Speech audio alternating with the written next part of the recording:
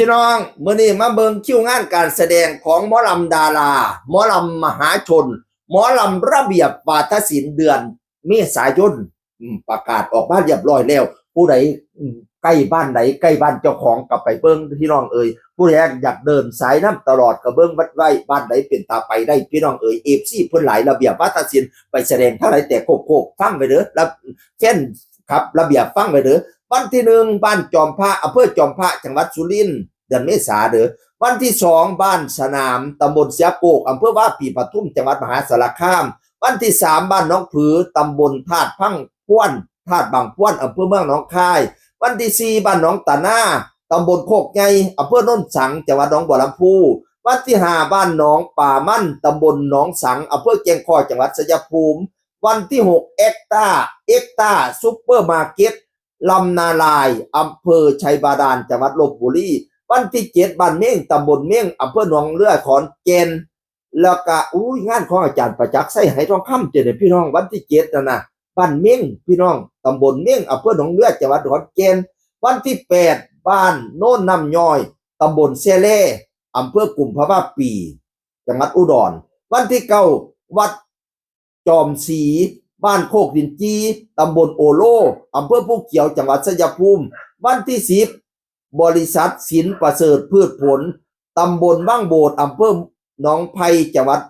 เพชรบูรณ์วันที่11บ้านปากห้วยฝางตำบลบ้างเพิ่มอำเภอศรีชมพูจังหวัดขอนแก่นวันที่12บ้าน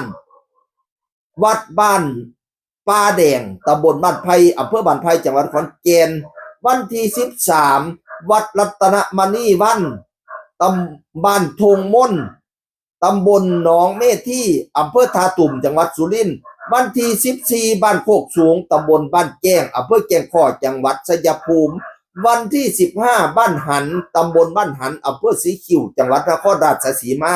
วันที่16วัดไส้สิริพนารามตำบลหนองมะเขือไม้อำเภอแก่งคอยจังหวัดชัยภูมิวันที่17งานหลวงพ่อพระไสยจังหวัดหนองคายวันที่18ได้พักมาเด้อกว่าได้พักก็มีวันที่19วัดค่ำสว่างบ้านค่ำสว่างตำบลวังตามั่วอำเภอเมืองนครพนมวันที่20ที่ว่าการอำเภอเมืองสวงจังหวัดร้อยเอ็ดวันที่21วัดนาโพตำบลเขวาสินนารินติพี่น้องอ่านถูกบ่อำเภอ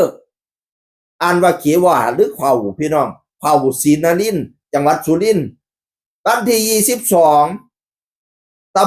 วัดบ้านโนนสูงตำบลโนนสูงอำเภอเมืองจังหวัดร้อยเอ็ดวันที่23บ้านหน้าตำบลพวกเงินอำเภอกันทะลักจังหวัดศรีสะเกษวันที่24วัดธงจานตำบลนกออกอำเภอปักธงไส้จังหวัดนครราชสีมาวันที่25วิสโก้โฮเซลหัวทะเลหนองบัวซาร่าอำเภอเมืองจังหวัดนครราชสีมาวันที่26บ้านหนองไห้หมู่1ตำบลหนองไห้อำเภอเมืองจังหวัดศรีสะเกษวันที่27ไปจังหวัดกาฬสินธุ์วันที่28 29พักได้พักน้ำหมู่วันที่30วัดลัก6รัตนารามตำบลดำเนินสะดวกอำเภอดำเนินสะดวกจังหวัดราชบุรีปาดไปฮอดราชบุรีนี่คือคิวการแสดงของหมอลำระเบียบวาทศิลป์